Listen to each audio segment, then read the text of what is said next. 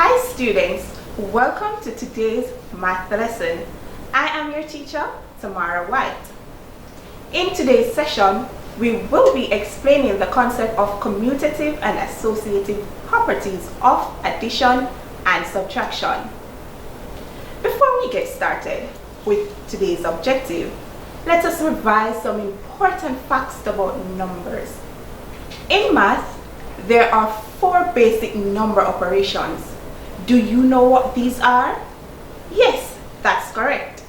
We can add, subtract, multiply, and divide numbers. But for today, we will only be focusing on 2 of those operations, addition and subtraction. So let's just reinforce what addition and subtraction mean. Addition means finding the total or sum by combining 2 or more quantities. So when we add, we are joining things together. For example, 3 chickens added to another 3 chickens gives us 6 chickens altogether. And for subtraction, this is the process of finding the difference between 2 numbers or quantities. And when we subtract, we're taking away. For example, 6 chickens subtract 3 chickens means we are taking away 3 chickens from the group of 6 chickens. Now that we have recapped what addition and subtraction mean, let's do some quick thinking. You have 10 seconds to answer each question. So let's go. What is the sum of 25 and 7? What is the total of 67 and 23? What is the difference between 34 and 6? 73 minus 17. Let's check our answers. The sum of 25 and 7 is 32. 67 and 23 altogether is 90. The difference between 34 and 6 is 28, and 73 subtract 17 is 56. Did you get all correct, students? Very good, boys and girls. There are 2 other keywords that we need to understand in this objective. These are the commutative and associative properties. The commutative property of addition states that addition can be done in any order.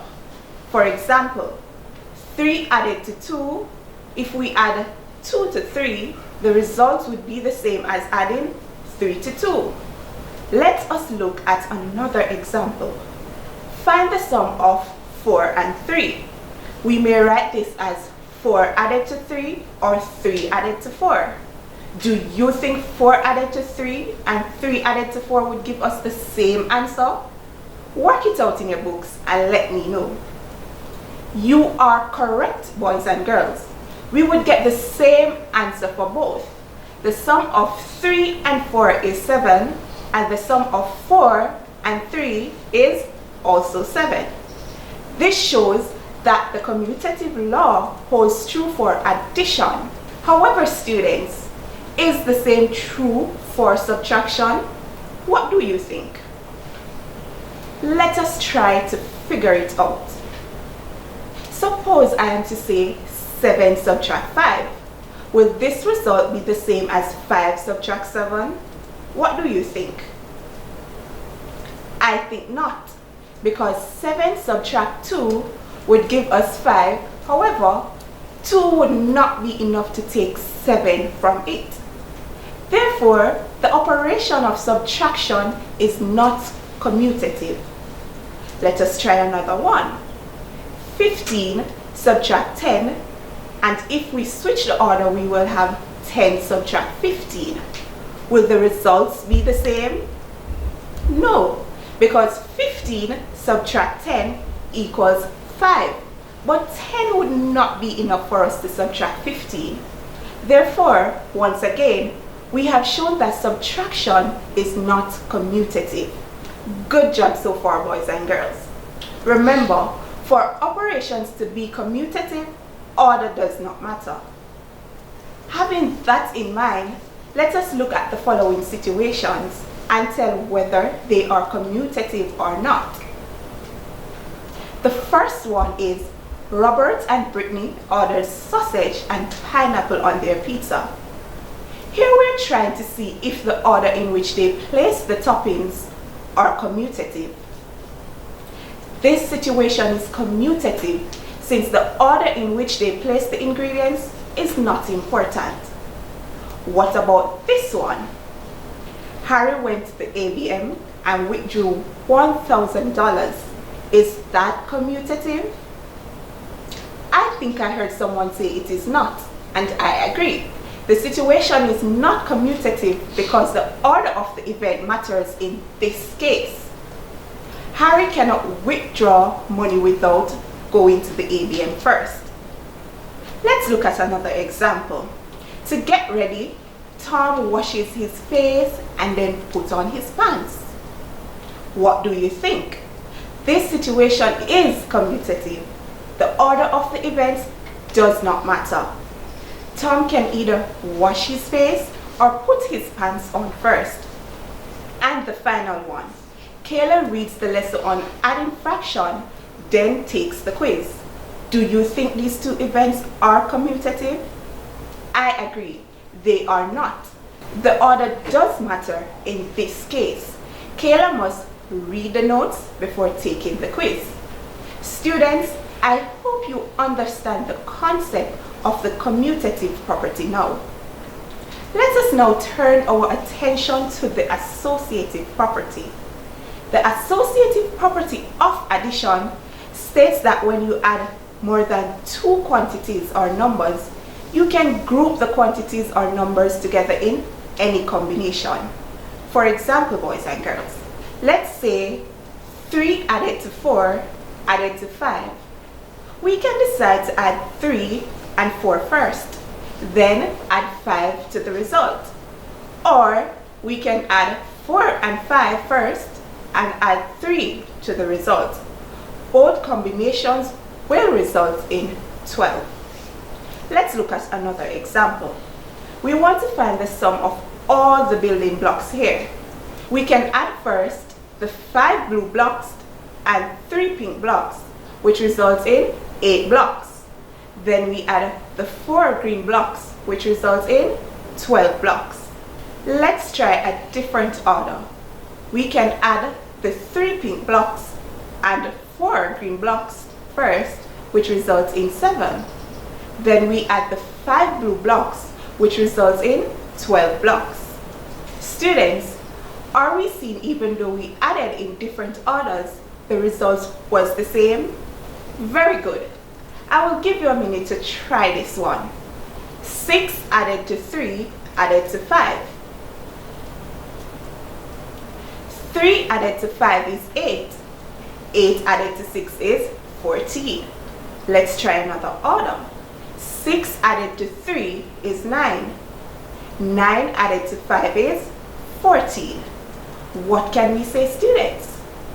The associative property is true for addition. But boys and girls, is the associative property true for subtraction? Let's see. Suppose we have 10 subtract 3 subtract 5. What would be the result? When we take 3 from 10, the result is 7. When we take 5 from 7, the result is 2. We are going to try a different order to see if the result is the same. If we should take 3 from 5 first, what would be the result? The results would be 2. But if we take 10 from 2, we will not get the answer to be 2. Therefore, it is safe to say that subtraction is not associative. Let's try an example, then we make our conclusion. 9 subtract 4 subtract 3. If we should subtract 4 from 9, that would give us 5. If we subtract 3 from 5, then the answer would be 2. But if we should group the numbers in a different way and subtract 3 from 4 first, this would leave us with 1. And then we can subtract 1 from 9, which would give us 8. Were the results the same? Absolutely not. Therefore, students, we can conclude that when subtracting, the grouping of the numbers matter. Therefore, subtraction is not associative. I think you can try this question on your own. Kevin went to the supermarket and bought ice cream for $20, chocolate topping for $15, and sprinkles for $10. Write 2 mathematical sentences using the associative property, which shows the total money Kevin spent. I will give you a minute to write down your sentences. Here for your mathematical sentences. $20 added to $15 added to $10 would give the total money Kevin spent.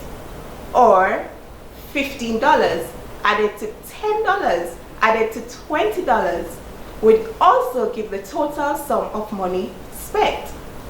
I hope you understand what the associative property is now, students. And just to recap, remember, students, the commutative property of addition states that addition can be done in any order, and the associative property of addition states that when you add more than 2 quantities, you can group the quantities together in any combination. And that's all for today, boys and girls. Until next time, have a great day.